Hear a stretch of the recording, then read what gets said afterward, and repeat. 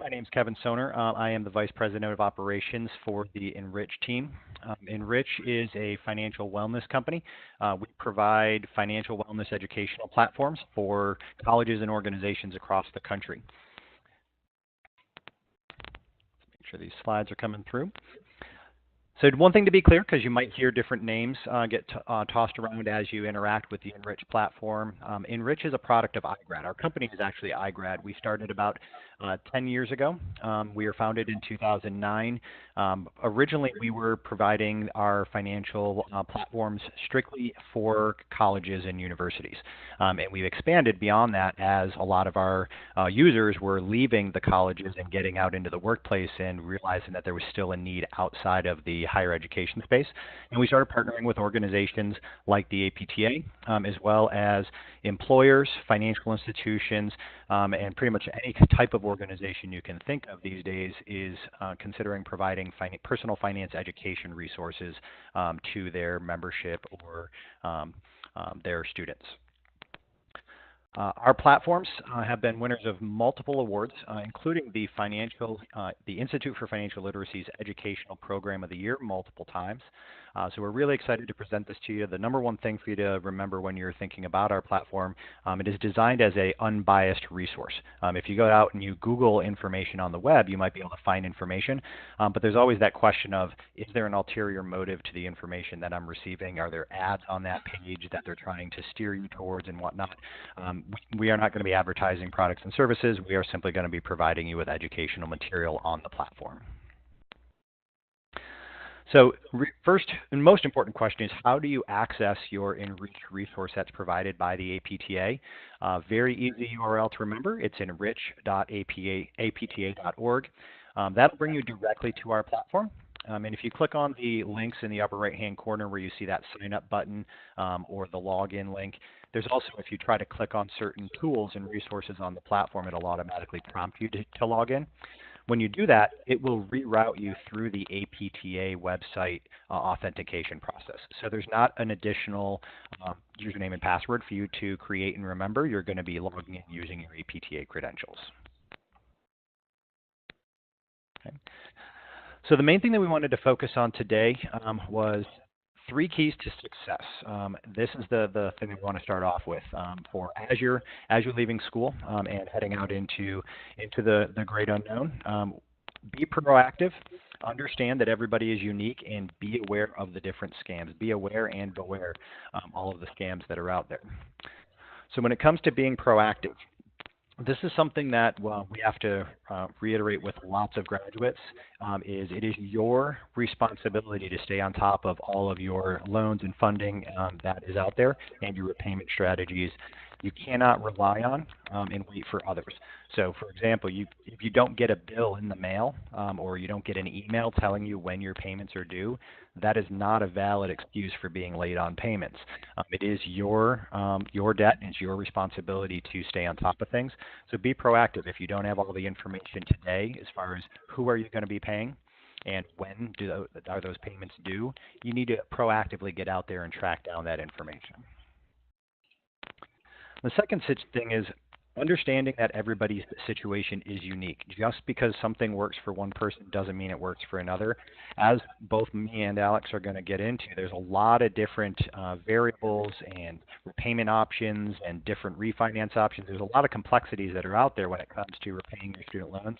And just because your friend went down one path does not mean that path makes sense for you. So it's very important for you to do your own research. Understand where you're coming from now with what you've borrowed and what are the details on what you have. Ask questions about what you don't know.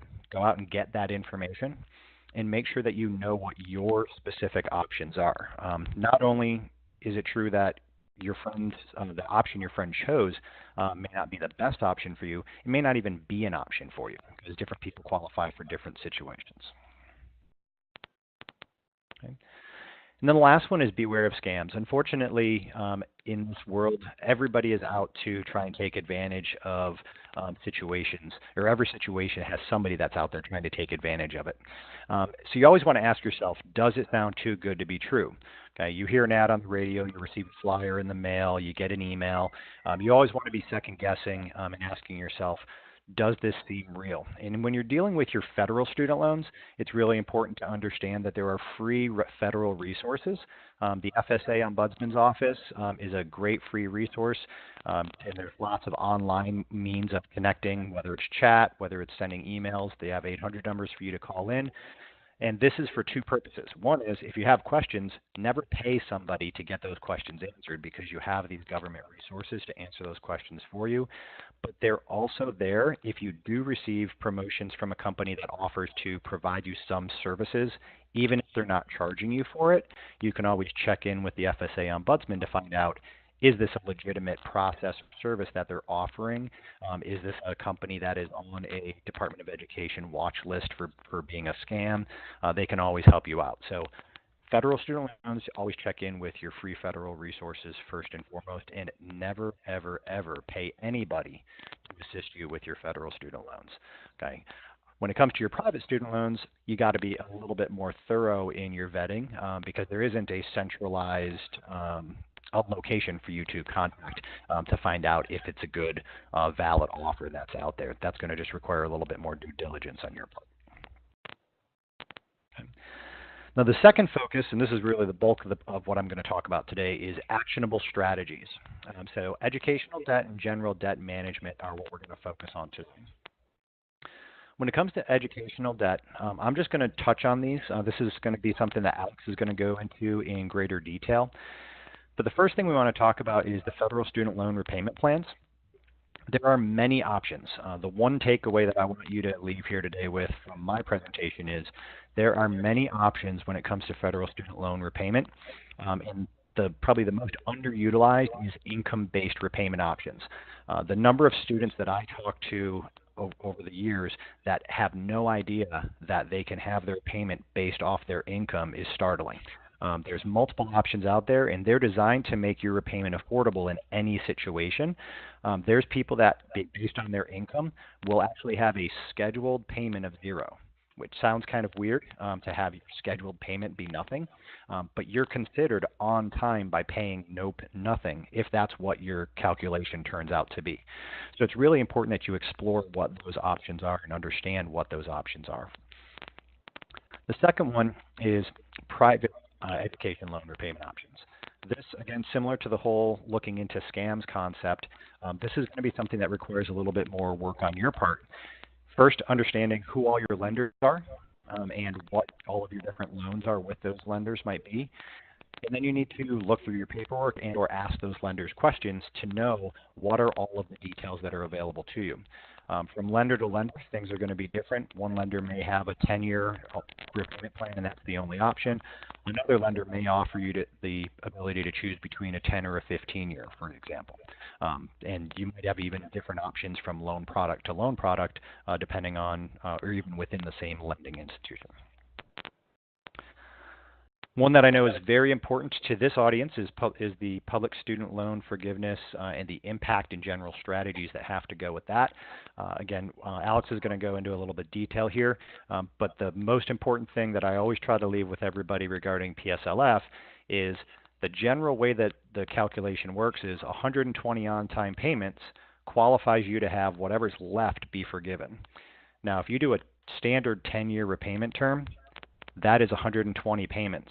So if you make 120 on-time payments at the end of that period, you'll have zero left, which means, congratulations, they're going to forgive zero. So you want to make sure that you understand they can't forgive what's not there. So it's a common misperception. A lot of students that I talk to think that after that 10-year of making payments, they're going to get a check to pay them back for everything they paid off on those loans, and that's not really how it works. It's whatever's left after you make or after you qualify for forgiveness. Okay. And then the last one is consolidation and refinance. This is something that Alex is going to go into in detail. Obviously, they offer a great option for you to go down this route.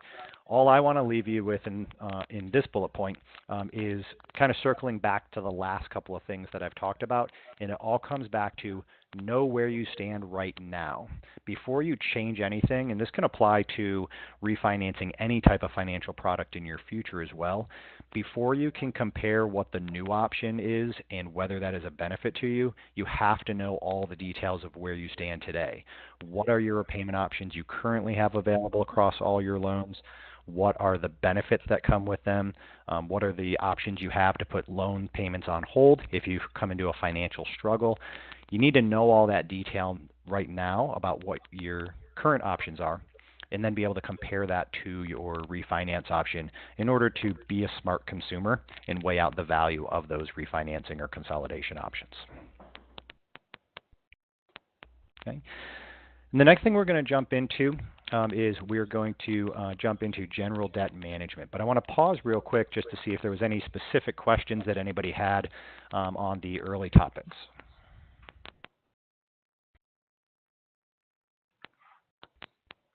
Nope. No hands going up. All right. Well, one over here. Oh, we got one. They're off screen. So, can you hear me? Yes, I can. In terms of finding more information, because you're like saying find this information, make sure you know all this stuff. Mm-hmm. Where do you know like where we could go to find all of that information? Absolutely. So, when it comes to your federal student loans, there's a government website called NSLDS, the National Student Loan Data System.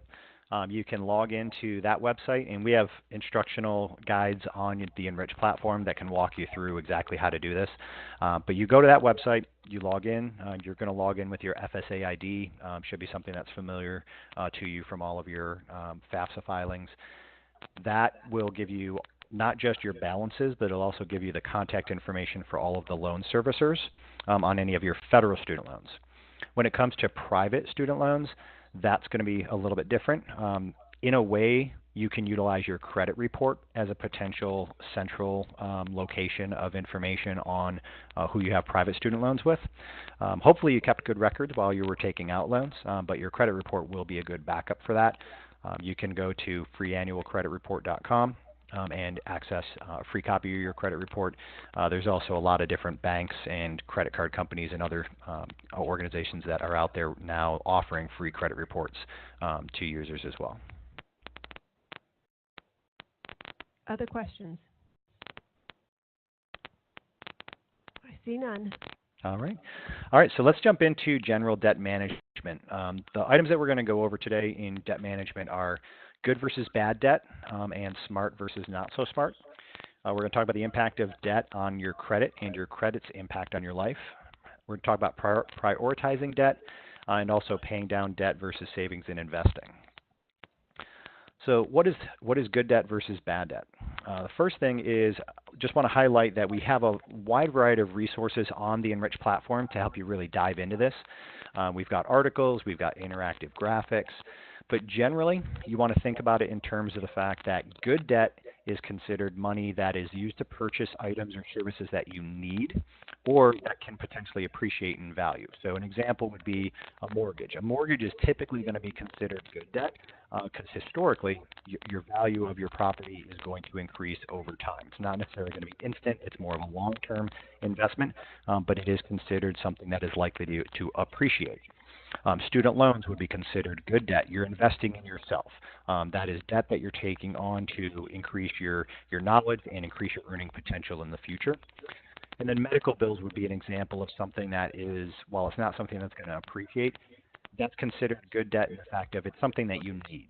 You weren't being wasteful when you incurred that debt. You needed to get healthy. When you're talking about bad debt is typically money that's borrowed to purchase items or services that you just want, you don't need, or the other potential is for things that are going to depreciate in value. So when you're talking about credit cards, personal loans, payday loans, money that you're getting just to have extra money to spend, that's typically going to be considered bad debt. Now, when we start talking about the concept of smart debt versus not so smart debt, it's important to understand that while something can be typically considered good debt, you can easily convert it to bad debt by overextending yourself. So for example, You might need a car in order to get to work. You might live in an area where public transportation is not even an option, and you have to have a vehicle. Having a car loan in order to facilitate getting back and forth to work could be considered good debt. Now, going out and overextending yourself to get a brand new car with all the options and have a much higher payment than you can afford, that's not really smart. And that's how you can easily convert something that would be considered good debt into bad debt. Similarly with your student loans, and this is really tying into what we're talking about today, is if you have student loans, they're generally considered good debt. But when there may be options out there to change your repayment option to make it more manageable within your overall debt load, or there may be options out there to refinance, and you simply sit back and you don't explore your options and you don't take advantage of those options, and you end up paying off your loans at a much higher interest rate or at a payment that is overextending yourself, that would be a way that you, by inactivity, you could convert that good debt into bad debt. And on the flip side, typically a credit card is going to be considered bad debt. Most of the time when people put something on a credit card, it's because they're putting something on their credit card because they can't afford to make that payment right now. There are situations, as I'm sure you're all aware, where there's a promotion, 0% interest on a credit card for 18 months, for example. If you happen to have a medical bill, and that medical bill had interest being accrued on it, and you were able to pay that off with a credit card and then pay that credit card off within that promotional period, that could be a way of converting a typically bad debt credit card into good debt because you're making that payment on your medical bill at 0% interest.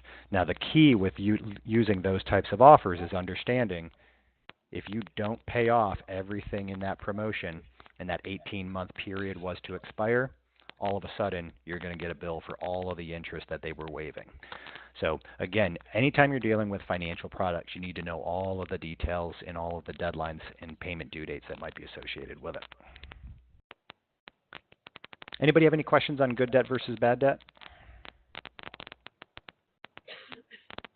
No? A question for you on opening that credit card that is 0%. Does opening credit cards impact credit score? You're setting me up for my next slide. So Okay, well, hold that question then. So any questions before he moves on to his next slide? Nope, we're good. Yep, that's a great question. If you look at the chart on the left-hand side, it breaks down what impacts your credit score. And your credit score is impacted predominantly by payment history. Your credit score is basically a calculation to determine are you safe to lend to or to take on additional debt. So your payment history is going to be the most significant. When you have debt, do you make your payments on time? That's going to be the truest telling point. The second one, which we're going to talk about the impact of debt, is how much debt you have and the utilization of that credit. And then we move into the smaller ones percentage-wise, which include length of credit history, types of credit, and new credit. So when you're asking about taking out that additional credit card that you don't have today and how that might impact your credit, that's going to impact you under the new credit category. And the way that new credit category works is that these commonly referred to as inquiries. So a couple of inquiries here and there are not going to have a negative impact on your credit score. If you have a large number of inquiries in a short period of time, that can be a warning sign to a potential creditor that you are looking to get any money you can from anybody that'll give it to you, and that's going to make them fearful that you're going to potentially run up your debt. So opening up that one credit card, not really going to have a negative impact on you. It's more, what do you do with that card once you have it? Are you making the payments on time? And it can also potentially help you in the 30% category that we're going to focus on here, which is the debt and credit utilization. When you're talking about your debt and credit utilization, there's two different aspects here. So the first one is of the available credit lines. So think about credit cards. If you have a credit limit of $1,000, they want to know, how do you utilize that? If you have your credit card maxed out, so let's say you have a $900 revolving balance that you don't pay off, that means that you're at 90% capacity on that credit and you're not able to pay it down. The general rule is below 30% is considered okay. Anything above 30% is going to have a potential negative impact on you, and it's going to be in that large section that's going to impact your credit score. Now, it's important to understand if you have a $1,000 credit card and you go and buy a $800 item and then pay it off that month, that will not have any negative impact.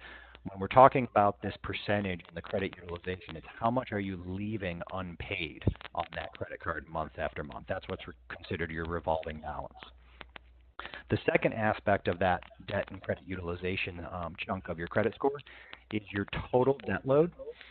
So, for example, if you have a $20,000 student loan and you have a $20,000 car payment and you have a couple $1,000s on credit cards, all of that's going to get added up, and it's going to be taken into account against your income. You'll probably familiar with the concept of debt to income ratio, or you'll hear that soon.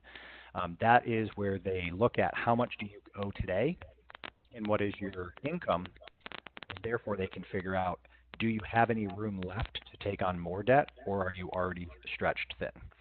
So that's how your total debt load is going to have an impact on your credit score. And the way that does get calculated is it also factors in what is your payment. So when you do manipulate your scheduled payment by adjusting your repayment option or doing a refinance, you're not only making that payment more affordable for your checkbook on a monthly basis, you're potentially improving your credit by making more room and putting less of a monthly commitment on yourself in terms of your total debt payments. So one of the big things to realize when it comes to your credit is by managing your credit appropriately, making sure that those payments are on time. Remember, at the beginning we talked about it. It is your responsibility. There is no excuse especially for missing that first payment because you didn't know who you had to pay. But you're also going to have a lot of different areas of your life that are going to be impacted by your credit. Rental approvals. Okay, if you are anything like I was when I finished school, I wasn't ready to buy a house, so I had to rent. And you're going to be going out looking for apartments, and when you apply, they're going to look at your credit history, because if you think about what credit is it's providing you something for free with promise that to be paid later. So they're providing you with housing with the promise that you're going to pay them rent later. And so they're always going to want to see, does this person repay their debts? And a lot of times you will still be able to secure housing. You just might have a larger security deposit. But if you're in a competitive area and there's a lot of people trying to get into the housing in the area that you're trying to get into, two people put in applications for an apartment, they're probably going to pick the one that they trust is going to pay their rent on time. Similarly is your utilities. You move into that apartment, you're going to want to get set up with gas, electric, etc. A lot of times they're going to require a deposit. If they see in your area that the average monthly bill is $100, then they're going to ask you to put a $100 deposit down. That way, if you fail to pay your bill, they can simply cut off your services and use your deposit to pay what you owe. The better credit you have, the likelihood that you don't even need to put down that deposit. Most of you at this age probably have already experienced a mobile phone carrier and getting set up on your different accounts there. Your credit's also going to have a potential impact on all of your costs that are associated with that. Something that you probably aren't fully engaged in yet is insurance outside of potentially automobile insurance. But a lot of insurance providers, it is considered a risk factor when you have bad credit.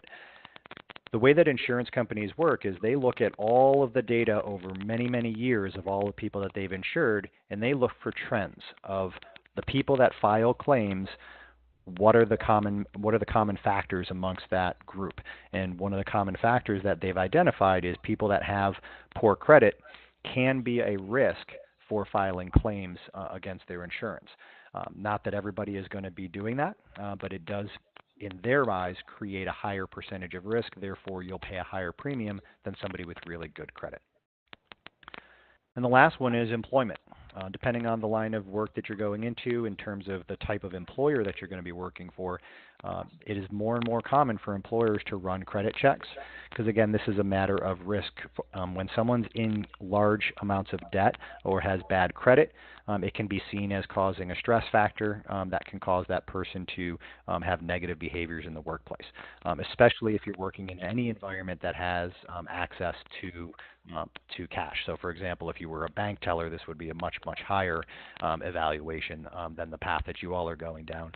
But you never know, in the different positions that you guys are getting into, those employers may have reasons for running credit checks in your employment process. Okay. So next we're going to jump into prioritization of debt. This is a very common question that we get is, if I have a variety of different debt, how do I prioritize what I should pay down first? Now, the assumption here is that all minimum obligations are met. So you have a variety of different types of debt that you owe on, and you're able to make your minimum scheduled payment, and you have extra left over. What's the best strategy for you to do at that point? The first strategy is a mathematical strategy. And this one's based on the concept of paying your highest interest rate debt first. If you do the math, paying off whatever's accruing interest at the fastest rate first is going to save you the most money over time because you're slowing the bleeding, as they say. You're going to cut down on that buildup of new debt via that interest. So in this chart that you see here, we have a credit card that's at 13.99%. We have a student loan that's at between 5.5%. And then we have a car payment down around 4%. So our priority here would be make your minimum monthly payments on all of these and then put everything extra towards the credit card so that you could pay that down so the interest is not accruing. The next strategy is a psychological strategy. And this one is the concept of paying the lowest balance first. Okay? So when you look at this chart, the credit card in this example is still going to be the first thing because it's got a lower balance. But then the car payment moves into position too because the car payment has a less balance owed on it than the student loan. The concept here is if you were to stay the course, if you were robotic, mathematical is going to save you the most amount of money in the long term 100% of the time. It's a simple mathematical equation. But there's a lot of experts out there, some really famous ones that host radio shows that believe that the psychological approach is better because most people will not stay the course of a mathematical strategy. Life happens, so to speak, and things will come in the way. With the psychological approach, it's all about maintaining your motivation. When you pay off that credit card, you get that emotional high of you just eliminated one of your forms of debt. And that gives you motivation to potentially get even more aggressive and to get that next one paid off so that you can have that same feeling again. And so you pay off the lowest balance first, then you move to the next lowest balance. And again, this is all predicated on you're making your minimum payments across the board. Everything's being paid on time, but all your extra goes to one piece, and the psychological says pay off the lowest balance first. Now, with the second option, it is something to consider that, as I mentioned earlier, with the public student loan forgiveness, there's always going to be variables. Debt management is very complex, and it's not something that you're going to be able to just say, okay, I saw a slide that said I should pay this off first. That means that's the right thing for me. You need to factor in all of your other variables in your life. If you're going through if you're going for the public service loan forgiveness, you now have a separate strategy for your student loan that's getting tied into all of this. Even if your student loan was the lowest interest rate, you might not want to be paying that one off first if you were going for a mathematical approach because you could be negatively impacting your forgiveness opportunity. Okay, so you do need to understand all of the different variables. This example is based on the concept that every one of these types of debt should be getting paid off as quickly as you can. These are two different strategies on how to reach that goal. Okay. The next thing is paying down debt versus saving and investing. Okay. So it's a different concept. The last strategy is based on, or the last slide was based on the concept that you know all of the extra money that you have is definitely going towards debt. But how do you even know if that's the right option? Should you be paying down your debt or should you be saving? So much like saving, or much like making your minimum payments is the absolute minimum that you need to do in terms of paying down debt, a lot of people consider an emergency fund as the minimum savings on the flip side of that personal finance equation. Home repairs, car repairs, medical emergencies, periods of unemployment with no income. This is everything that you're looking to be protected against. And in a recent study, it was found that 57% of American adults would not be able to handle a $500 surprise expense without taking on new debt, such as putting it on their credit card. That is actually, surprisingly, that is an improving number. That was from 2017 and 2016. In that same study, it was at 65%. So we are improving as a country, but still over half of American adults can't get a $500 surprise expense and pay it out of pocket, which is a little startling. So what most experts would recommend is starting off with an early goal. If you don't have an emergency fund set up, your early goal is get $1,000 in there.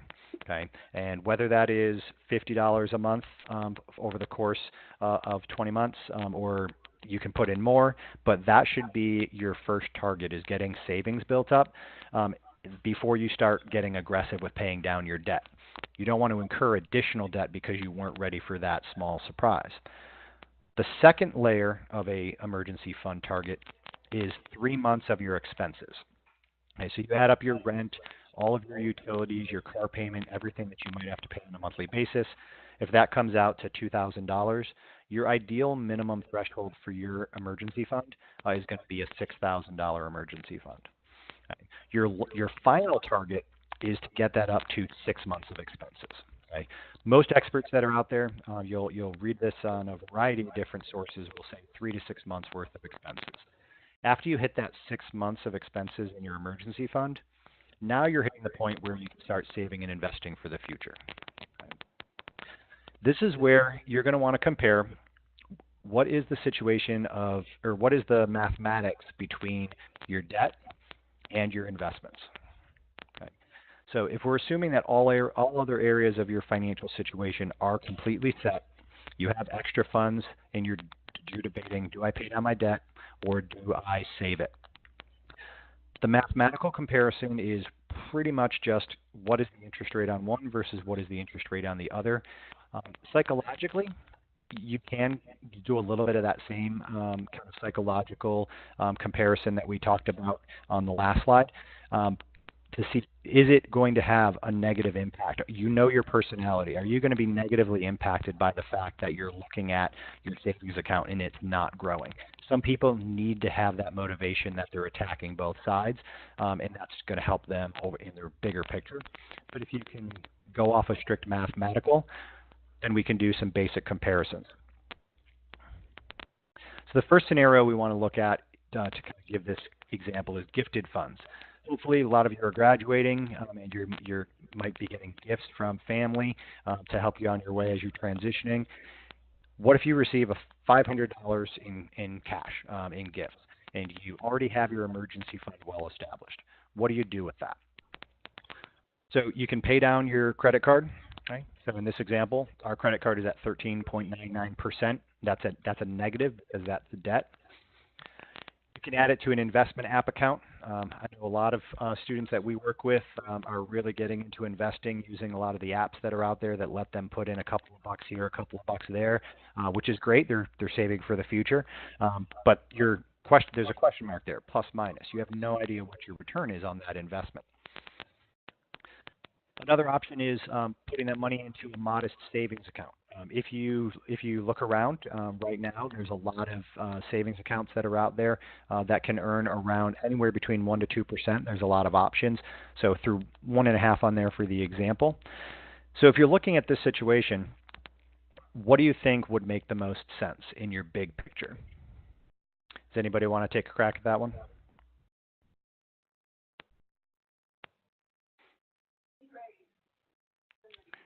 Who's been paying attention? Hold on, we got somebody who's going to be great. Hello. I would take some of that and pay off my credit card debt. I would take some of it and put it into savings or open like a Roth IRA if I didn't already have one and put some of the money towards that. And then I don't think I would have any more money left with but that's just what I would do. How'd you do? No, and that's a great answer. As long as some of it's going towards that visa, that's a good answer. So you're kind of doing a blend of the mathematical and the psychological. So as I mentioned, with the psychological, there's a lot of people that want to have that sense that they are planning for the future and that they want to see something going in that direction. So taking a portion to go to each, not a bad option. The mathematical piece that you want to make sure that would be factored in is paying down that debt. When you're looking at the numbers, there's no Roth IRA or no investment account that's going to give you a guaranteed rate of return around 14%. If there was, everybody would be putting their money in a lot more investment accounts. So paying down that visa, and in general, if you think about credit cards, they're always going to be the highest interest rate debt. They're always going to be higher than your mortgage. They're always going to be higher than your student loans and your other debt items that are out there. So typically, if you have credit card debt, that's going to be your primary target. Now, the second scenario, and this is a question that I actually tackled when I was at an APTA conference doing some one-on-ones with students. You start a new job, and they have a retirement plan, and they offer to match what you save in your retirement plan, but you also have all these student loans to pay off. So what do? Do you not invest your debt so that you can keep the funds from your paycheck and put all that money towards paying down your debt at a faster rate? Or do you invest so that you can take advantage of the match that your employer is providing? What do you think is a good option for this one? Anybody want to tackle that? Hold on, here we go.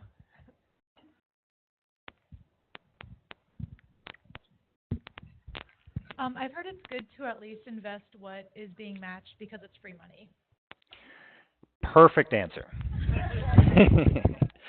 Exactly. So the amount that your employer is going to match is going to vary from employer to employer.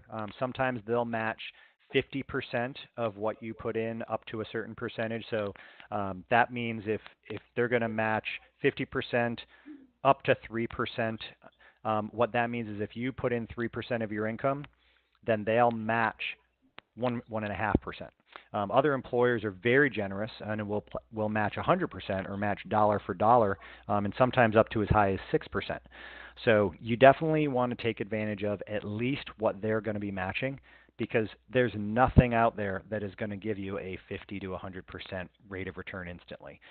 In a strange way, if your employer is providing you with a match and you're putting this money into your 401k, the stock market could have like a big crash and your portfolio could lose 15%. You're still in the positive because of your match. So it is the easiest return on any investment you're ever going to get is an employer match. Whether you go beyond that and you put in more money that's not being matched, that's going to be more that question of are those funds able to be used elsewhere. It does start to get a little bit complex, and we don't have time today to go into all of the different scenarios, but you do start to get into the complexities of tax-deferred or tax-free investing from your paycheck versus the cash that you would have afterwards that is taxed, and how does that play into your debt. So one of the things that I just want to kind of remind everybody is that one of the additional benefits with the APTA is while you have access to our platform, you also have access to speak to our certified counselors. So if you ever want to talk through a specific situation, there is a toll-free number that you have access to do that. What I want to do is just kind of give you a little bit of an overview here. So the first and foremost is that we have a content library that has personalized recommendations. When you create your account on the Enrich platform, it's going to ask you a couple of questions, and it's going to learn about you as you go. As you could imagine, a personal finance content library is pretty vast. Covers everything from understanding what a budget and a checking account is all the way to investing for retirement. So there's a lot on there. We try to make it a smaller space to work in with our recommendation engine. So you'll be able to see personal recommendations that our system thinks are good for you. It's kind of like when you go into Netflix and they have recommendations based on your viewing history in the past. We also have guided coursework that is really great in the fact that it saves your progress as you go. So if you wanted to kind of start a course, go through it, something comes up and you need to pause, you don't even have to hit a save button. Everything's being saved as you go.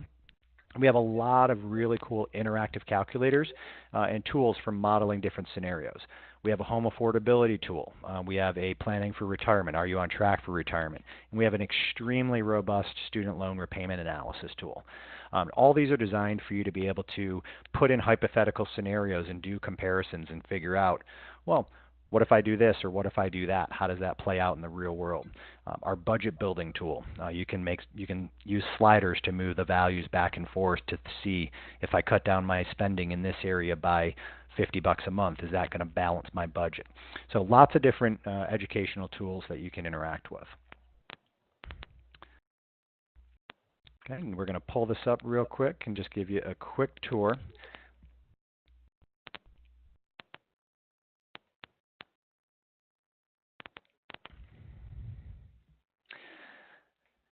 And I do apologize. Sometimes when connecting through the WebEx, it takes a few minutes for the page to load.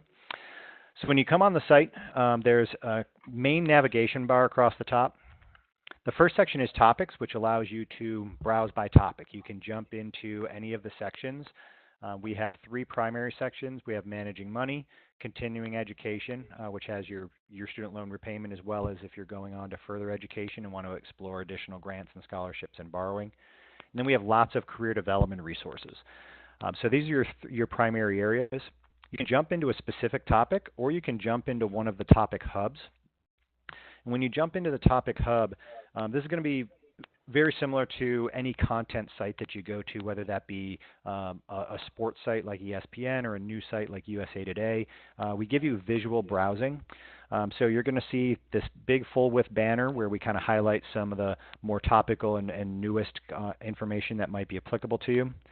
And then we have 3 different feeds on the page.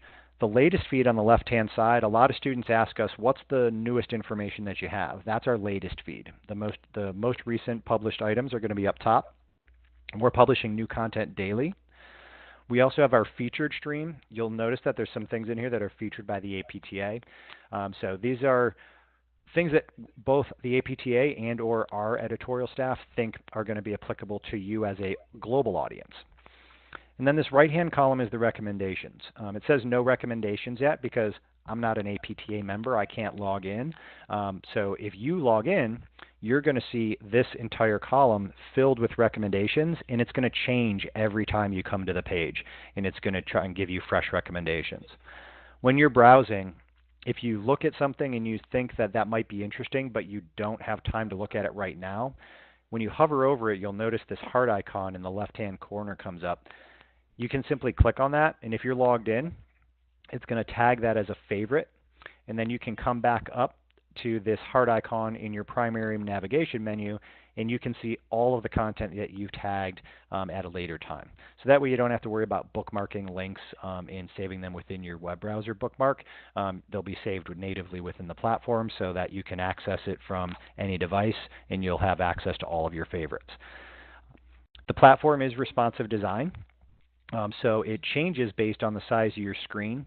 So no matter what device you're on, it's going to change and it's going to be optimized. So I shrink my screen because I'm trying to do multitasking on my computer, or if I have a tablet, everything's going to adjust. And now I've got 2 primary columns instead of 3, and everything's rearranging.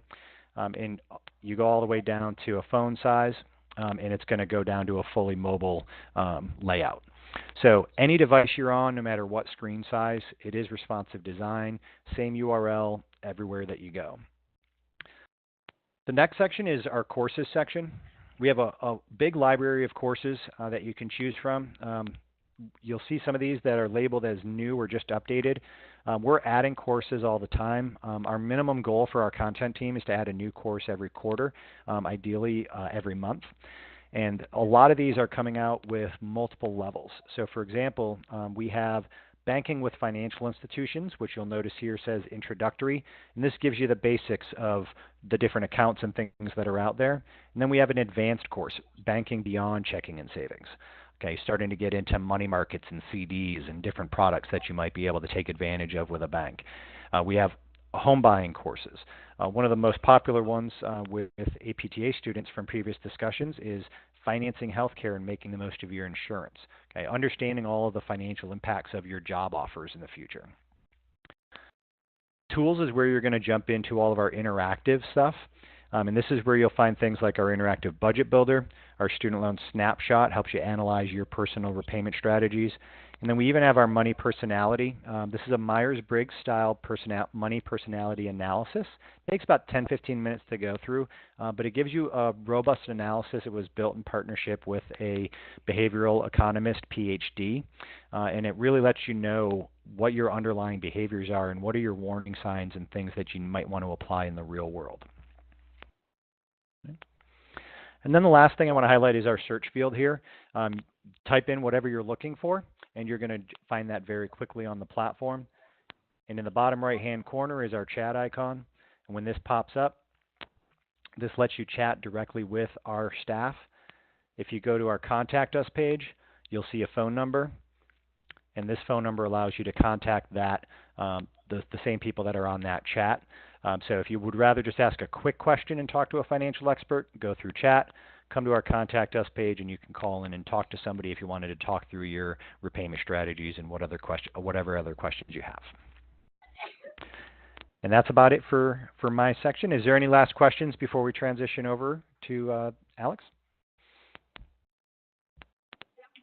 Here. Hi.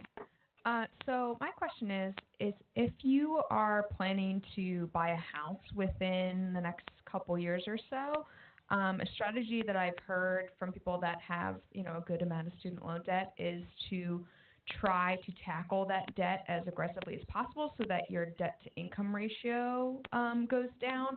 Do you feel like this is a good strategy, or do you think there's other strategies that are more effective? Well, on the surface, it's a good strategy. It depends on a couple of different things. One of the biggest challenges to purchasing a home is to obtain a large enough down payment in order to be able to qualify for that, regardless of your credit.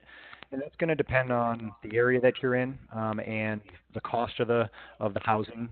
Different housing markets have very, very different target minimum cost. I live in California. Housing out here is not that low cost. I know the DC area is pretty expensive, but where I grew up, the houses are a lot cheaper. So if you already have the down payment saved up, typically you want to have 20%. Anything below 20% that's being put down on a house, you're going to typically have to pay mortgage insurance on top of your normal mortgage. And it can potentially affect your interest rate. A lot of times the best interest rates, even with good credit, may not be available if your down payment is lower. So there's a couple of things that come into play. Now, if you're prepared, if you have enough saved up for that down payment, and you can kind of adjust your spending, I guess, and get aggressive with paying down that student loan, that's definitely a big advantage. Your debt-to-income ratio will come into play on the size of mortgage that you're going to be approved for, because, again, they have to look at it in terms of when your paycheck gets cashed, how much money is there available to pay your minimum obligations. And if your minimum obligations are already very high, there's not going to be much room for the size of the mortgage. That's an important thing when it comes to your credit. It's not just will you be approved, it's how large of a line of credit or how big of a mortgage will you be approved for. All right, Kevin, that was great. Thank you. Alex, you are up. Thank you guys for joining, although I know this is a college class. My name is Alex Maslack, and I manage business development and education for Laurel Road. So Laurel Road is the preferred student loan refinance provider for the APTA. I don't know how familiar you are with this student loan refinancing concept, but the basic idea is, you guys have accrued all this debt going to school. Typically, it's kind of in the 6, 7, sometimes getting up to the 8% range interest rate. The loans that you would have taken out while in school, that is. And so what we do at Laurel Road is we propose to pay off those loans and give you a new loan at a lower interest rate. And to Kevin's point, it certainly is not for everybody, but for those who are really interested in paying back the debt quickly and economically, and you've been responsible with your credit and you have a good job, it's a really good fit and a good benefit to help reduce some of the cost of this debt. So I'm going to talk in a little bit more specifics about student loan refinancing and student loan repayment as a whole, whereas, Kevin spoke holistically about financial planning and thinking. We'll get more into the nitty-gritty here of your student loans, which for most people tends to be the first financial initiative that you look to tackle coming out of school. So we'll start with student loan debt in the economy. Where do we stand now relative to the last 10 or 15 years? I'll touch on a couple terms to know that'll be referenced throughout the presentation, and really kick things off with a more in-depth look into those federal repayment options. I'm sure most of you have gotten a decent idea of these from your financial aid office. They're talked about very heavily within the financial aid community. They are kind of the default options that you have at your disposal, given that most people are taking federal loans to go to school. And I'll start to transition after that into talking about what we do at Laurel Road with student loan refinancing, who it can be a good fit for, and really what's the benefit. As we see it, the benefit in large part is derived from the average 2% difference in interest rate that we can offer borrowers. So like we said, the average rate for people coming out of school is about 7% across all the loans you have. Our average interest rate tends to be right around 5%, if not a hair lower than that. And so we'll apply some numbers to these ideas and see, what is the typical savings for a physical therapy graduate. And I'll start to wrap things up with a bit more detail on how to apply with Laurel Road and what the actual process looks like. We have candidly streamlined this a good deal over the last, I would say, 3 or 4 years since I've been here. It's entirely online. We host the entire process on our website. It's pretty user-friendly. And then I'm going to try and pause throughout the presentation and take some questions to the extent that there are any in between slides. So if questions come to mind during the talk, feel free to raise your hand and we can address them right then. So setting the stage here, I think this slide typically gets a pretty shocked reaction from people who see it. Back in 2005, there were under $400 billion in student loan debt outstanding in the economy. So certainly not a small number, but over the last 13 years, that amount has almost quadrupled. Right now, we have $1.5 trillion in student loan debt outstanding. This is unprecedented for a debt category to increase exponentially over what's a relatively short period of time. And I think this speaks to the student loan debt, quote-unquote, crisis that we're experiencing in this country. Student loan debt has risen, over 3x. Certainly, incomes have not increased 3x over that time period. So it's a growing burden. Fortunately, physical therapists, you guys tend to earn very strong incomes. You can handle this. The average starting salary, $65K, an average salary kind of in the middle of your career, $85,000. The average loan debt that we have seen for a physical therapy graduate is about $120K. So certainly not a small number, but something that, in our experience, physical therapists have been able to tackle pretty efficiently through these programs, which I'll talk about today. We did a survey recently, and this is just to set the stage a little bit more that you're certainly not alone. We wanted to, take the pulse of the graduate community, and so we surveyed 1,000 recent grads and found that 60% didn't understand the financial burden of repaying your loans upon graduation. So finding that a lot of people went to school really not thinking about or understanding what it was going to take to repay those loans thereafter, not terribly surprising. 55% actually felt embarrassed of their student loan debt as you entered the workforce. I think this one did surprise me, given that it's really a requirement at this point for you to go to school. No reason to be embarrassed about the debt. You know, I think certainly as healthcare professionals, you're doing some societal good here, and unfortunately at this point, the loans are a requisite to get to where you are in your career. So no reason to be embarrassed. And unsurprisingly, 3/4 of people felt stress related to their student loan debt on a daily basis. So, you know, not surprising when you owe 6 figures coming right out of school that it can be a bit stressful, but hopefully we'll be able to ease some of that concern with some of this info. A couple terms to know I'll touch on. What's the difference between consolidating and refinancing loans? So consolidating typically is done with the federal government, with your Fed loan servicer. And that means you just lump all of your loans together into one big loan. And so you're just making one monthly payment instead of multiple on multiple loans. Consolidating doesn't change the interest rate. It just takes the weighted average of all of your original rates and actually rounds them up to the nearest 1/8%. So if you were to consolidate with the Department of Ed, you are not changing your rate. If anything, it's going up a fraction of a percentage point. Whereas refinancing, which is what we do at Laurel Road, we, in a lot of cases, wind up taking all of your loans and lumping them into one.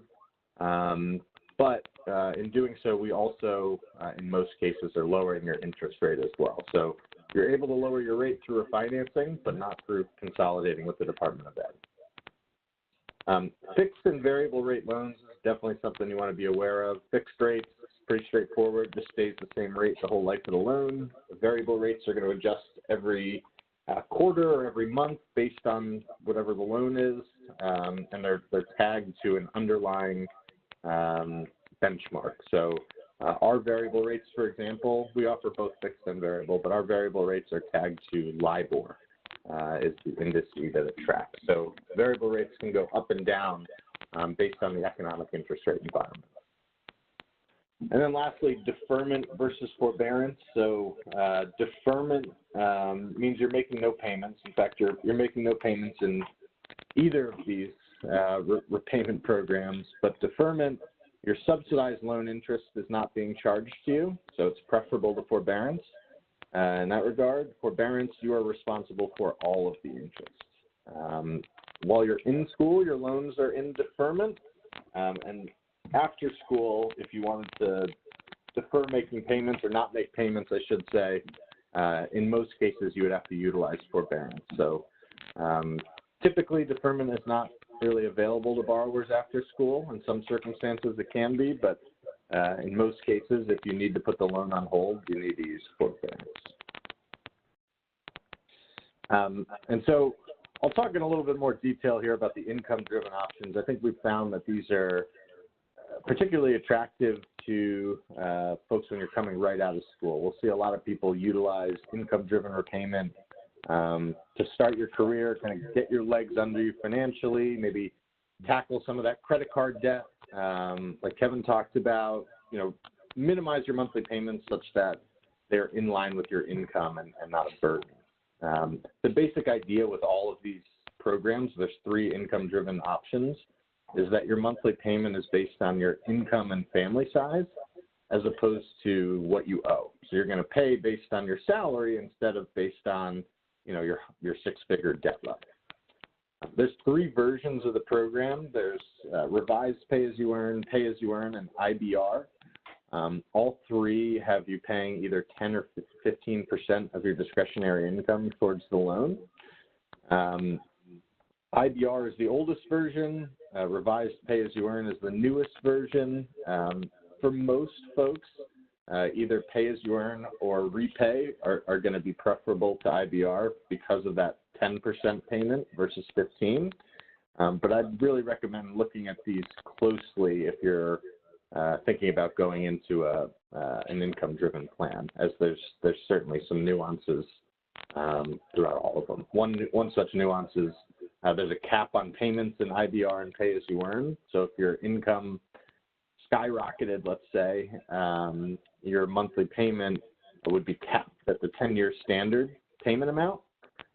That's not the case in repay. So your monthly payment can go up directly in line with what your income is. And worth noting here, not that it's typically the best option for most healthcare professionals, given your earning potential, but all three of these income-driven options have a forgiveness component built in and of themselves. So if you pay for either 20 or 25 years, depending on the program, at the end of that time, if there's any debt remaining on the loans, it would get forgiven. The caveat with this forgiveness is it's taxable. So theoretically, if you had 50 grand forgiven at the end of 20 years of pay-as-you-earn payments, that 50 grand would get added to your adjusted gross income, and you'd have to pay a tax bill on it. So it doesn't necessarily negate its value totally, but it's certainly a consideration in determining, am I better off trying to pursue this long-term forgiveness, or am I better off, perhaps trying to pay the loan back more aggressively and just get it taken care of quicker. So I guess to surmise the income-driven options, great fit for people who, cash flow is a concern, that you're not comfortable making a full monthly payment, or that you thought, I have so much debt and I don't anticipate my income going up to such a point that I'm never going to pay this off. Really good option, to potentially pursue this long-term 20 or 25-year forgiveness that could be available. Any questions on the income-driven options before I move on to public service loan forgiveness?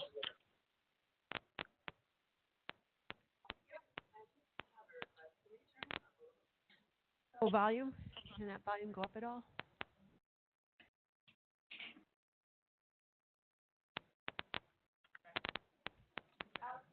Alex, can you say a few more words? I think your volume is really low. Oh, sorry. Can you hear me better now? Oh, that's better. Much better. Yep, that's better. Okay. I'll just hold the phone up here. Was there a question or just a request to talk louder? Questions? Any questions? No, I think we're good. Okay. So moving on to public service loan forgiveness, this is the program in which folks who work for a nonprofit or government entity for 10 years can get any remaining balance after those 10 years potentially forgiven through this program. So I think there's a lot of misconception out there that you need to work at a rural or underserved facility to qualify for this.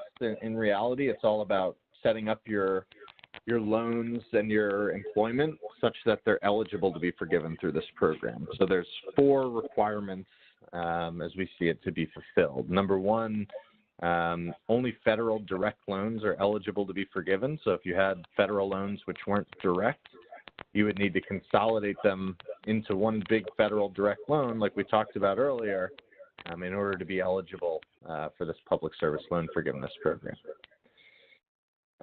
Secondly, you need to be enrolled in one of those income-driven options I talked about on the previous slide. So in other words, you use income-driven repayment to pursue public service loan forgiveness. That's how you make the qualifying payments, is by being enrolled in one of those income-driven plans. And then need to work full-time at a 501c3, which is a nonprofit entity, or a government entity. Those are the type of organizations which would qualify for this. And in order to get to the forgiveness point, you need to make 120 monthly payments. So that's 12 payments a year for 10 years, at which point any remaining balance on the loans gets forgiven. Let me just say, public service loan forgiveness, if your employment qualifies for it, honestly is like the most attractive option which currently exists in the marketplace. There's nothing better than making payments based on your income for 10 years and then having everything else forgiven, tax-free at that point. There has been some talk and proposal to eliminate this program. So in the most recent budget proposal, it was proposed to get rid of public service loan forgiveness for new borrowers as of July 1st, 2019. And so you guys graduating shortly, you will already have had all of your loans taken out by that point. So you wouldn't be considered a new borrower. The question that remains is, people who already have your loans, will you be grandfathered through based on, the current structure and rules of this program? Past precedent is that that will take place and you would be grandfathered through and you would still be able to take advantage of this program. Obviously, this has not passed in any way, shape, or form yet, though. So my recommendation, if you were planning on pursuing PSLF, keep a very close eye on this budget proposal and how it relates to the program. Certainly, however you decide to approach your loans out of school, this is something you should be continuously reevaluating every 6 months, 12 months. Your financial situation is going to change in terms of the federal programs. They are likely to change, and there's a very good likelihood that 3 years from graduation, your optimal repayment strategy is not the same as it was when you graduated. So, continue to reevaluate whether you use this program or not.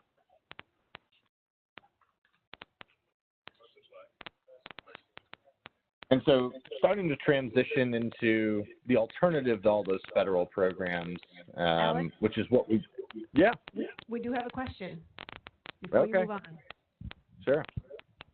Hi, just going back to the public service loan forgiveness. There was an article that came out in October for NPR that was crunching some numbers on the rate of those actually getting their loans forgiven.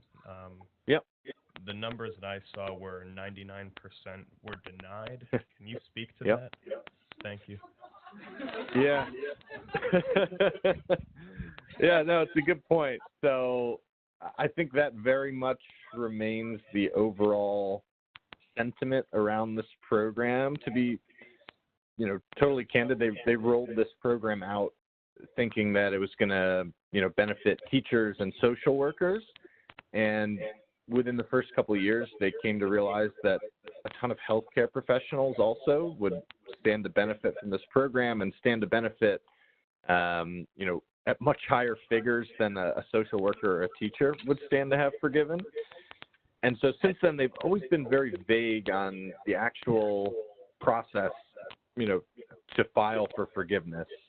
And furthermore, the servicers themselves have, for one reason or another, always been rather vague in giving people instructions on how to pursue this program. So if it's something you're planning on pursuing, you need to be very, very diligent in making sure every single box is checked, and not just taking the servicer's word for it when they say, yep, you're all set to pursue forgiveness. I've read some of those same articles as well, and I've read kind of the experiences of people who are in that 1% and got it forgiven. And they were people who kept a record of every single payment they made, every single W-2 they had over those 10 years to prove that they were working at a nonprofit. Every conversation they had with a service rep at one of these loan servicers, they even recorded, at least in this example. So they've been vague, I think, probably purposefully, because they don't want to forgive these loans. They didn't expect to, and I think that's probably why this most recent budget proposal is moving to get away from this. It still exists. There are still rules in place that do allow people to pursue it, but if you're going to, you need to be really diligent in crossing your T's and dotting your I's. Were these 99% who were denied, were they denied at the 120 on-time monthly payment point, or were they denied up front?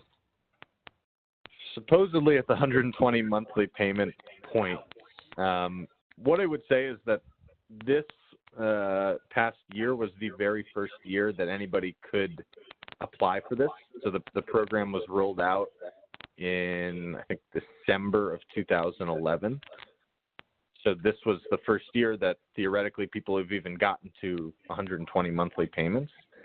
The denials, at least as I understand it, is, like people, for example, they weren't enrolled in public service loan forgiveness for that they weren't enrolled in income-driven repayment, or they didn't consolidate their loans to be federal direct loans.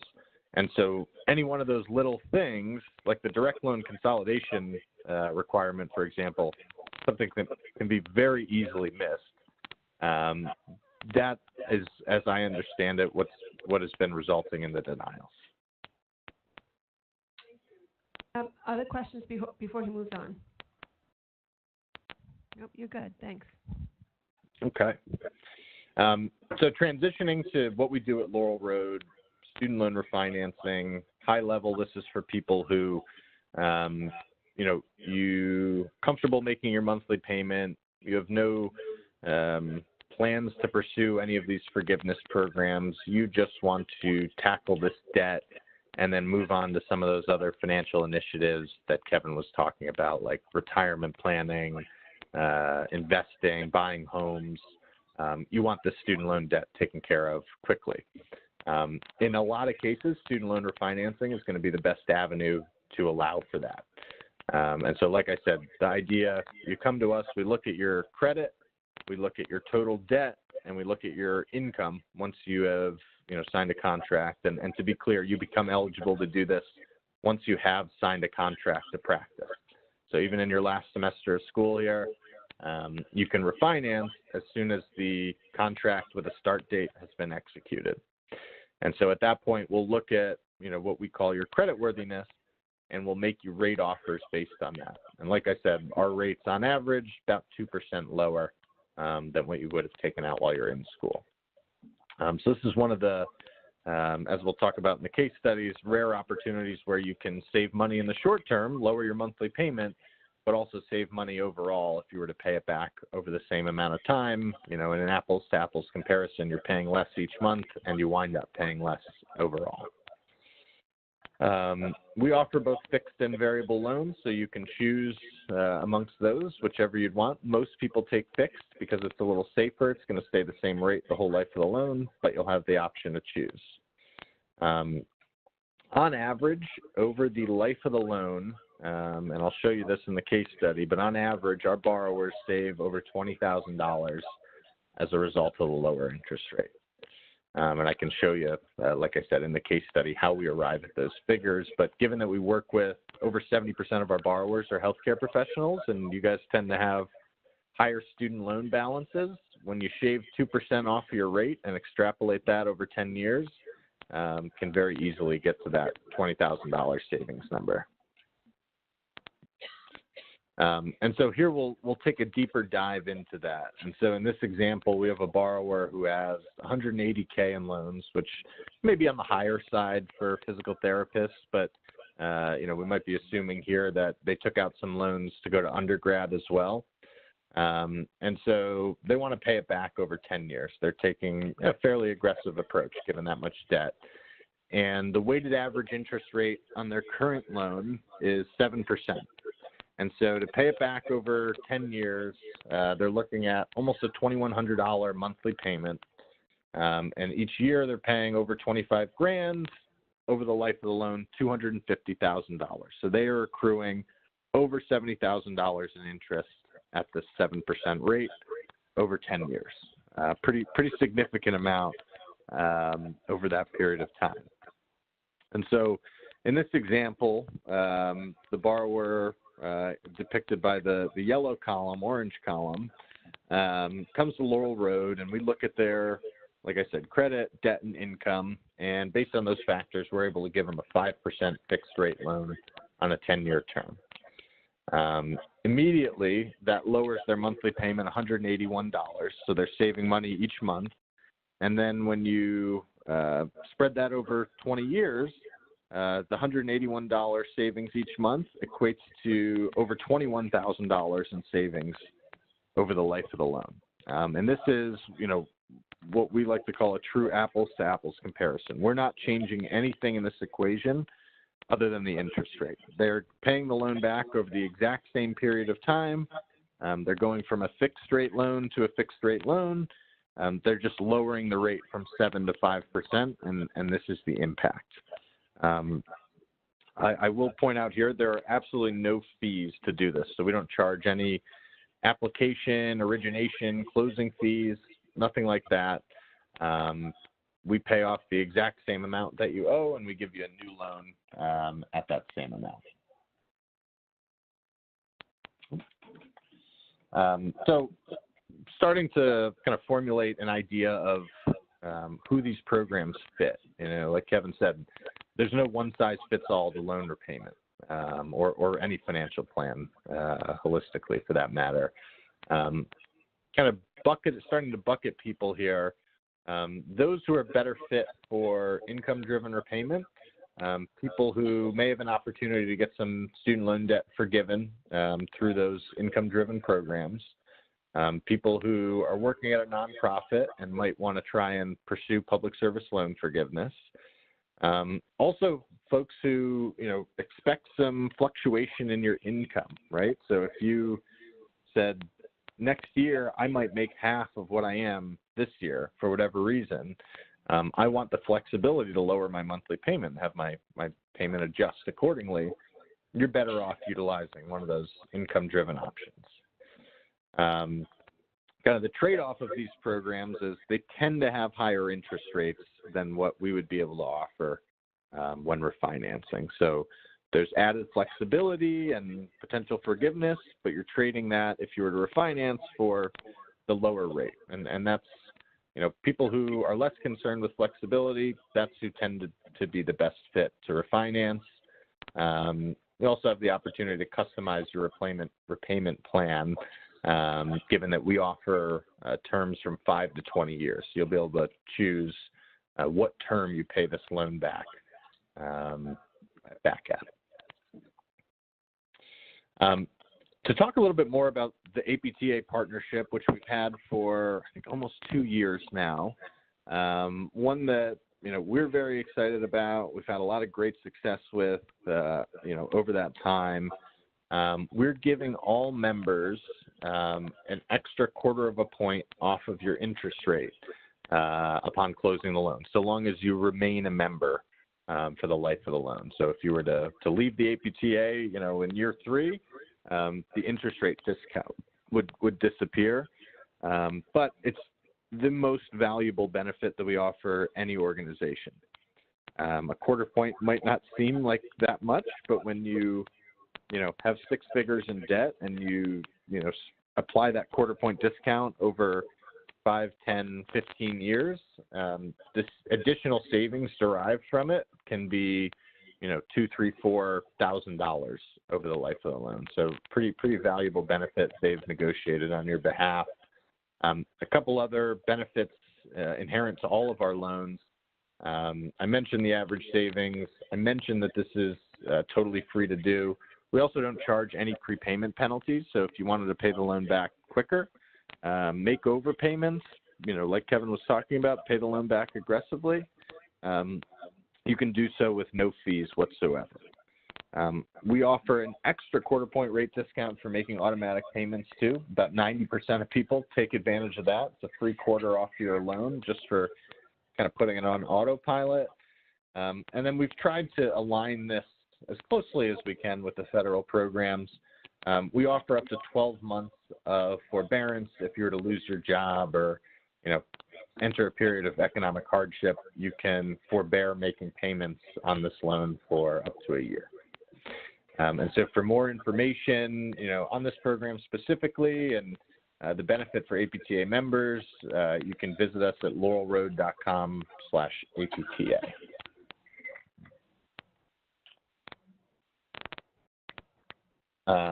And so how to apply? I think, I mentioned briefly earlier when this becomes relevant to you. It's once you've signed your contract to practice. We get a lot of people who are in their, first or second year of school and they want to refinance and take advantage of the lower rates now. Unfortunately, you can't do this until you have that signed contract. So that's when you become eligible, and we'll even honor any existing grace period you have for your federal student loans. So you don't have to start paying your federal loans back until 6 months after graduation. We'll allow you to do the same thing if you were to refi before you graduate.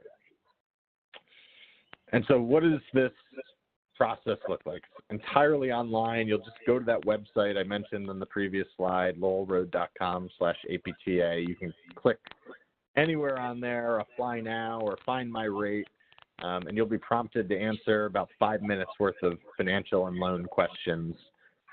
From there, we'll do a soft credit inquiry. So this has no impact on your credit score. We will, assuming you're approved, then immediately give you your preliminary rate offers. So you can know in a matter of minutes what rates you would qualify for by refinancing and can quickly decide if this is a good fit for you or not. If you did want to move forward, we would ask you to upload a couple of documents like your driver's license, your loan statements, copy of your contract, and the underwriters would review all of that to make sure that it matches what you'd answered on the initial application. You'd then get your final rates, which should be exactly the same, assuming everything is a match, and you can e-sign right there to accept the terms of the loan. So from start to finish, I mean, if you had all of the documents handy, this process could be completed within a week. And again, the things we're looking for, what is your credit score? What are your monthly debt obligations? So we look at things like what's your rent, what's your car payments, your credit card debt, and your student loans. And then we compare that with your income, your income once you start working, and we arrive at a debt to income ratio. So that's a factor along with your credit.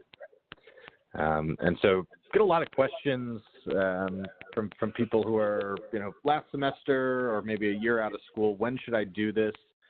Number one, you don't want to do it until you're financially comfortable from a cash flow standpoint. Like you want to make sure that you can afford these full monthly payments.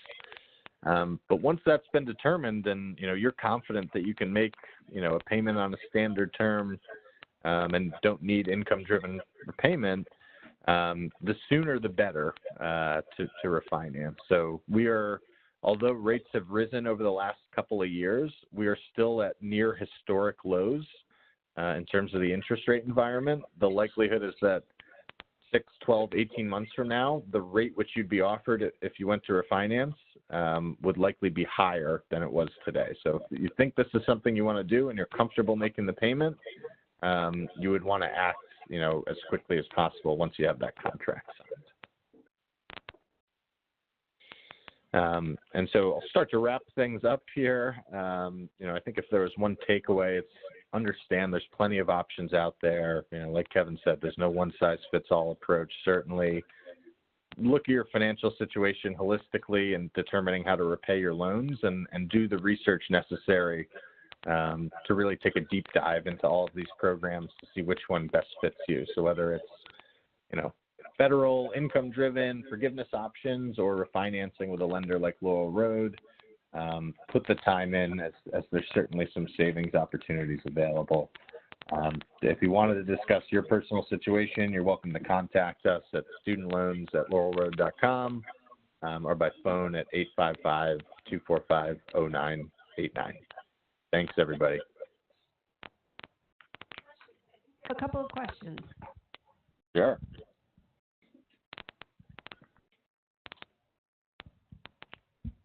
So you have mentioned that you can overpay and you won't be charged a fee, but I was wondering if that overpayment goes towards principal or does it go towards the interest? So assuming there's no outstanding interest on the loan, which there shouldn't be, assuming you're making full monthly payments during that period of time, any additional payment you made on top of that would go towards the principal. Any other questions? Thank you, Alex. That was great. Jennifer, do you have anything that you wanted to add? Yes, I just wanted to say that the Financial Solutions Center, where you'll find the links to Enrich and to Laurel Road, can be found on the For Students area of apta.org, and it's also on the Careers and Education webpage. So I just wanted everybody to know that our Board of Directors, our House of Delegates, has this as a primary goal of APTA is to help you manage your student loan debt. You don't have to be a member of APTA to take advantage of the Enrich platform with all of the educational tools, et cetera. It's basically our goal just to help all students try and navigate their way through this. And I just want to thank you very much for allowing us to have this opportunity to share this with you all.